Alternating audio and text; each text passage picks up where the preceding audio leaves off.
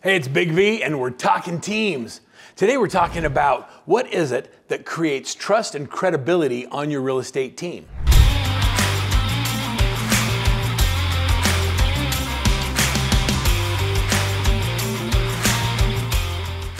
I will tell you that when we hire and we develop teams, one of the first exercises or activities we go through with our team leaders is we sit down and we establish a set of core values. Core values are the thread that weave the team together. They're the things that are not what you want the consumer to think about you, but they're the DNA of who you really are. They oftentimes include things like trust, continuing education, focus on amazing client experiences, having each other's backs. When we set core values, it makes a big difference in the way we hire people and the kind of people we hire. Teams that lack core values lack the vision and the inspiration to be able to communicate effectively to the consumer who they really are. So as you start your team and you really want to have a great set of a great culture, make sure that you start by having core values.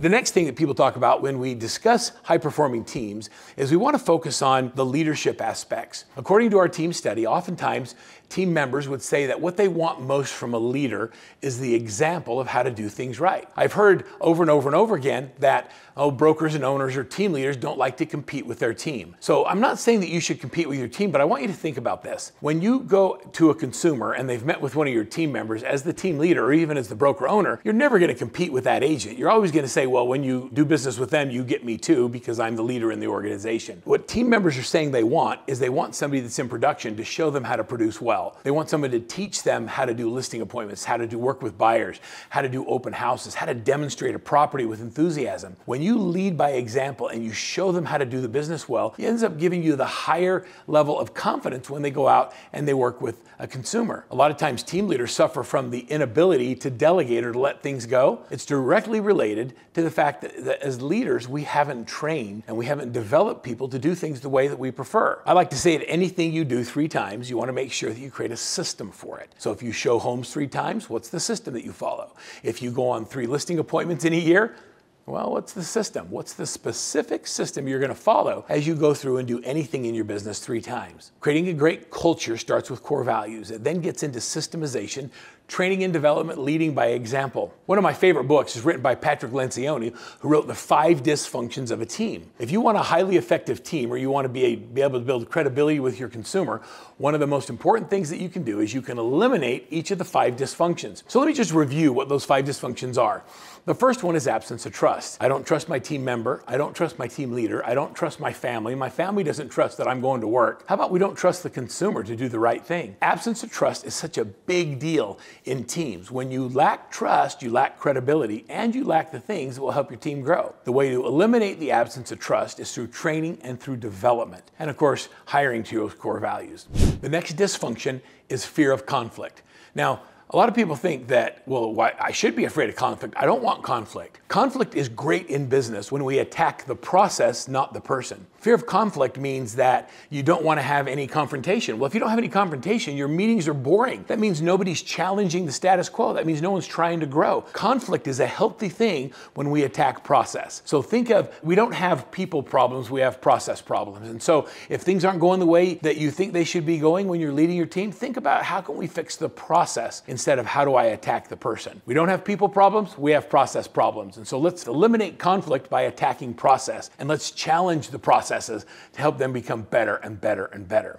The third dysfunction is lack of commitment. Lack of commitment is one of my favorite dysfunctions of a team. Lack of commitment comes in and shows up in so many different areas and ways in the team. One of the first ways it shows up is lack of commitment to your family. Now what I mean by that is, how many of you get up every day and when you go to the office, you go to work, your family actually believes that you're actually doing work, and yet you spend your entire day doing everything except the activities that generate real revenue. You don't prospect, you're not calling your sphere, you're not doing any open houses, you're not out there looking for new business. So you're not doing any money-making activities, but you left home with your family thinking you were actually going to make money. To me, that shows a lack of commitment. And I will tell you that it may even show a little bit of a lack of integrity. When you say you're going to do something and you say you're going to go make money, but you don't do activities or you don't make any effort to do that, it shows a lack of commitment. Lack of commitment also shows up in when you make a commitment to join the team. You say that you're going to do your daily success habits. You're going to come in for a daily huddle. You're going to role play for 30 minutes and you're going to prospect for an hour. When you say that you're going to do something and then you don't show up for any part of that 2 or 3 days a week, what's your level of commitment? When you're not committed to the team level, when you're not committed to the team, you're not committed to the team leader, you're not committed to the team members, or you're not committed to the consumer, what happens is low performance. When I threw in committed to the consumer, what I mean by that is when somebody goes on your website or they inquire on a property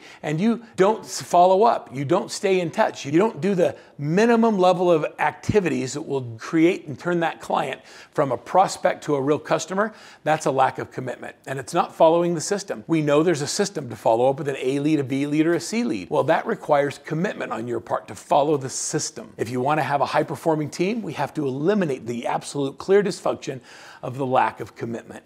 The next dysfunction is the avoidance of accountability. To me, accountability means something very different than it does to other people. Accountability is not something that I can do to you. I want you to think about that. If you're watching this video, you're probably someone that has a strong personality that wants to do better. Well, I'm going to tell you right now that I can't make you do anything that you don't want to do. Think about that. I cannot hold you accountable. Accountability is a choice that you're going to have to make. It's not something I'm going to do to you. So if you choose accountability, you choose to live with integrity, you choose to do what you say you're going to do, that's when the magic happens. That's when things actually start working for you. Avoidance accountability shows up in teams where we avoid situations where we ask each other if we're willing to keep the commitments that we made to each other and to the team. It's as simple as integrity. Accountability is integrity, accountability is love, and accountability is not something I can do to you. It's something that you personally have to choose if you want to succeed in a real estate team. The next one is the inattention to results. Now, inattention to results shows up on teams when we don't track and follow the right things or the right activities. So what are the things on a team that team leaders need to pay attention to? I like to say a lot of people will track the gross closed income or the number of buyers or the number of sellers that we sold in a year. We love to go across the stage at our national conventions and get our plaques and awards and hang them on our wall. Those aren't the things that matter. The activities that generated those results are the things that matter. So I'm going to ask you, what is the one thing that if you focused on in your business would make the biggest impact? It's not gross closed income, and it isn't number of transactions sold. Could it be the number of dials you have to make, the number of conversations you have to have, the number of face-to-face appointments that are required? If you figure out what that one thing is you want to track, and then you track it with energy, enthusiasm, and relentless precision, what happens is you become very, very clear on how to measure a win at the end of each day. I can have a win every day and not sell something today. I can have a win because I made the number of dials, set the number of appointments, or had the number of face-to-face meetings. I know that if I have 2 face-to-face meetings every single day, 5 days a week, that's 10 appointments a week. I know I'm going to get 5 listings a week, and my business is going to grow. What happens is we focus on the wrong things, usually after the activities occurred, not before it's happened.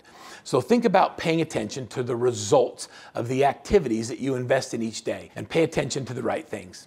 One of the last things for creating trust and credibility on your team is to bring your team together with phenomenal activities. I love trust building activities. You can Google it. There's tons of them online. One of my favorite activities is the Lego activity. Now it's really interesting with the Lego activity because our 2 agents will sit back to back. We'll give them a set of instructions and we'll give them a set of Legos. One person has the parts. The other person has the actual instructions. Now in the instructions, there are 3 different things that could be built. Could be a car, a truck, and a boat. And then based on what the person giving instructions says, the person building has to figure out how to build it. What we've learned through this exercise is that when you see something, you have clarity on what it is you're trying to build, but the other person doesn't see it. They don't see what you're trying to build. And when they're building and they don't see the instructions, they're not clear on what piece comes next. When 2 people turn and see each other face to face, and then they are looking at the instructions and they're building, it still is a challenge, but they're able to have collaboration going back and forth. A simple team building exercise like that helps your people understand the importance of clear communication, how to effectively communicate with each other, and how to give each other the benefit of the doubt. Building a team